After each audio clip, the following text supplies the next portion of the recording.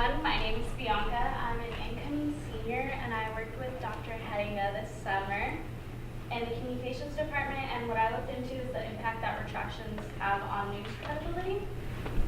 And then some background.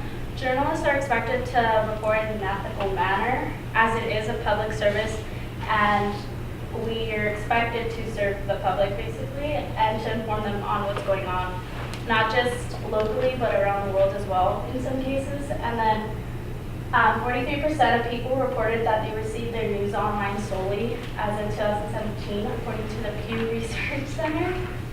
And then with this, journalists have to produce content as quickly as possible in an ethical manner to accommodate for the increasing demand of digital content, while still acting in an ethical manner. And some of these ethical guidelines are reporting in an unbiased manner, providing access to outside material like linking sources in online articles, and then writing in a clear manner, as well as reporting as accurately as possible. Accuracy is a huge thing and can hurt their credibility if you're not reporting accurately, and if it is a constant issue. And these are just some of the guidelines. There's more guidelines that must be followed. And then what I wanted to look into is what happens when something goes wrong in an article and when ethics goes wrong kind of thing. And so here are two things. Corrections are the more common ones that you may have heard of. And it's an announcement created when an error is made. It reports what the error was and corrects it to the right information. It's usually attached to the original story on digital content. And an example of this is like if a article spelled my name wrong and they spelled it with a B, they would correct it and say, in the previous article, we reported that Vianca was spelled with a B as in Bianca, but that was incorrect and the error has been fixed. Most of these errors typically tend to be on the factual side. And then what's worse than a correction and is the worst mistake you could possibly make is a retraction. And a retraction is the act of drawing something back, and in this instance, it would be an article after it's been published. An example of this is the article is no longer posted because the source is no longer credible, and they may have made up parts of their story, or the journalist may have just made up the interview, and the article is no longer being credible and needs to be pulled. And then just some literature on this. Nemeth and Sanders reported that news needed to be delivered as accurately, promptly, and clearly as possible for the readers. And then corrections are a way of being more transparent. And transparency is something that news organizations are constantly working on. And then that the internet allows for transparency to occur more rapidly instead of having to wait for print to be printed out and that kind of thing. And then Camp and Dassel 2014 found that corrections add to credibility, and that's something that news organizations definitely want to have. The Associated Press have a way of dealing with corrections and guidelines and how to format corrections, that kind of thing, whereas they have no set guidelines on retractions as of now on their online database. And then Mayer 2007 found that people sometimes feel that corrections are vague and that they lack a lot of information. And with that, they tend to feel frustrated with the organization and their lack of transparency.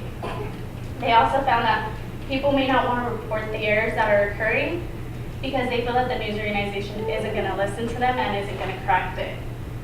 But they felt okay with an error being committed as long as it wasn't a reoccurring instance and was isolated from previous events. And then Carlson 2017 looked at Sweden specifically, and they found that they have high expectations for news organizations and that citizens had little tolerance for errors overall.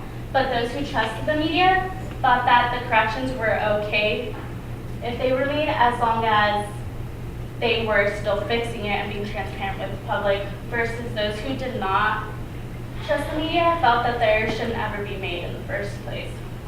And then Appleman and Bowles found that higher amounts of grammatical errors make an article less credible versus less grammatical errors. So I thought, what happens when something worse than a grammatical error occurs, and what are people's perceptions of it? And And then Hattie and Appleman found that corrections don't help foster the relationship with credibility versus like past studies, which did find that, but they didn't find that in their study. And that corrections matter, but high impact corrections matter more. And what that means is that high impact corrections are those that add to the story, that are factual, that just help add to your opinion or decision making process. And they found that those with high impact corrections were more important than those with low. And then the more impact a correction had, the more participants were to find it credible, but those who saw low impact corrections had perceptions that were less credible.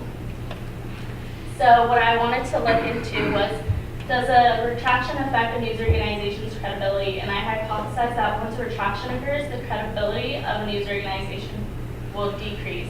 There's currently not a lot of literature on retractions, so I went based off of corrections, and then I'll get more into the methods next. So we used Amazon Mechanical Turk to recruit our 200 participants. They were compensated about 25 cents for an 8-minute survey. The gender breakdown was 111 males, 86 females, and 3 people did not report. The median age was 37.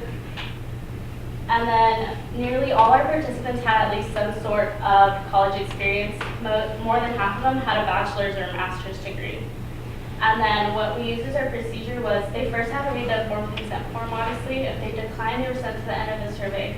But if they accepted, they were first asked about their overall impressions of various news organizations.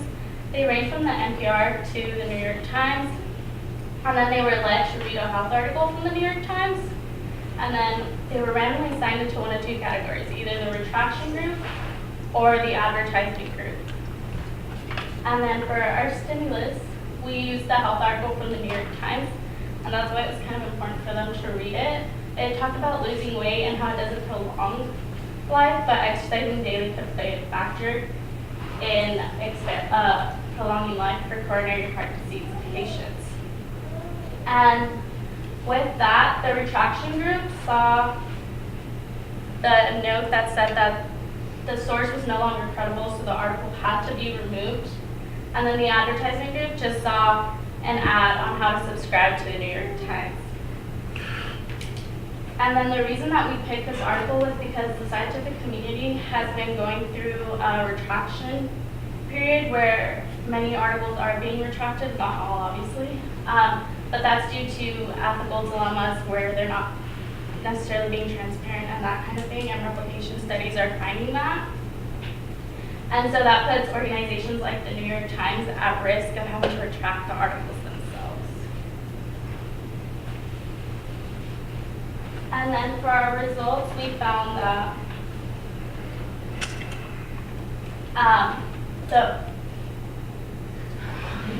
the overall impression ratings from strongly disagree to strongly agree, the average response was a 4.73. With pre and post reputation of the New York Times, we asked them before and after how they felt about the New York Times, and there was a significant difference found here where people who had a high reputation of the New York Times still maintained a high reputation after, and those who had low still held a low after, no matter which manipulation they saw. And then with reputation, which was mainly my hypothesis, we found no significant difference between the 2 groups, but we did find a mean difference. And with that, since mean differences were present, with the larger sample pool, we could possibly find significant differences where mean differences approached. And then future research could do a replication study of this current study just to see that everything was conducted properly. And I think something that's huge is to continue looking into news retractions, because there's so little that exists on it, and then looking at journalists' perceptions versus the public's perception on retractions, because journalists work in this kind of environment versus the public who may not know them.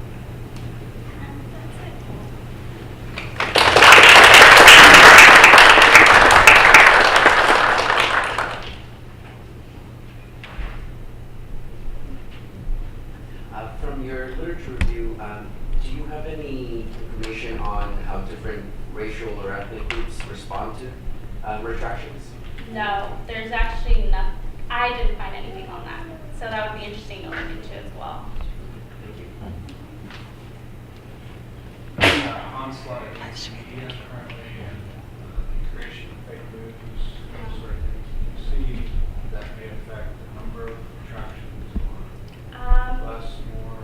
I think possibly if people start to look into articles and like checking the facts and checking where they link to kind of thing, it could possibly with the environment that we're currently in and people become kind of sort of more aware of what they're reading.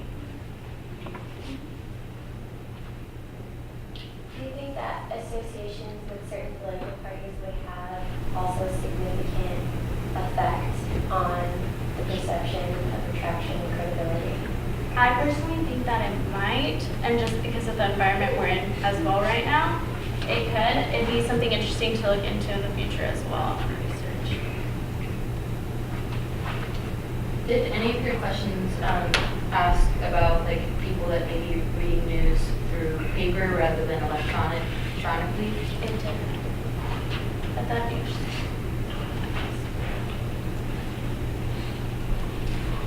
Thank you.